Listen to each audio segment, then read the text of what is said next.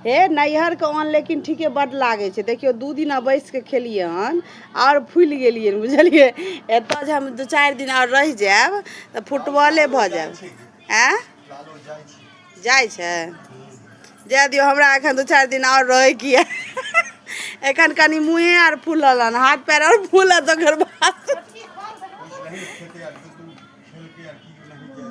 हमरा तो ये देखे छी भोर से चाय पानी मांगे छे चाहे 2 बोतल पानी आन के दुनू धर देलक हन दुनू भौजाई या 2 गो आ या 2 बोतल पानी या आ चाय एखन तक भेटबे नहीं कैलन बुझलिए।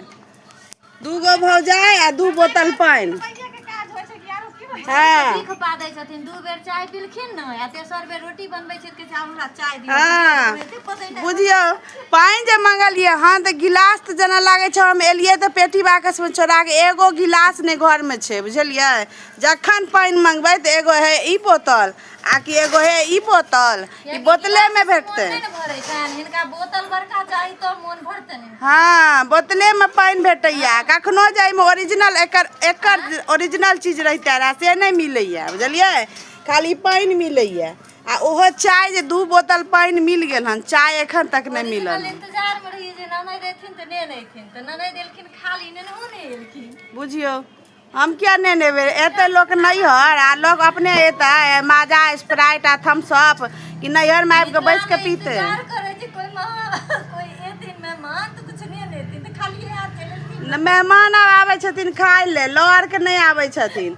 जल्दी से चाय देव तो दिया नहीं तो हम अपन रास्ता पकड़ी खाना खुआ खुआ के मुँह फुला दिल चाय पानी देवे न करे छुच्छे अन्न खाई छी मुँह फूल गेल हन। आ ई रोटी हम खाइल थोड़े एलहुँ हन कि पराठा कचौड़ी बनेबै से खाएब के ई रोटी आ पानी पियल हम एलहुँ हन। गैस बन गेलै हन त पराठा कचौड़ी खेबै त आरो न बनत है हमरा कथी ले गैस बनत हमरा नहीं गैस आर बनैया। सादा रोटी कचौड़ी खेबै त नहीं पड़त। हाँ लेकिन ठीक है मोटाई चढ़ल हन बुझलिए। 2-4 दिन जा और रह जाब त हमरा उठो चलो फिर आर नहीं हैत। पानी चला दियो कथी लेते हल्ला केने छी गे आगे हल्ला करे छियै तो देखे छी भोर से चाय मंगलिए हन पानी मंगलिए हन तो दुनू भौजाई एक के बोतल आगू में द देलकै चाय ना कते बेर चाय हल्ला के लिए हन रहे देखी चाय जे देलक हन से देख केहन छै चाय से देखी ना कनी चाय देखी ना देख लियो केहन लागे छै कि जे पानी के खौला के द देलक हन बुझली। हाँ गे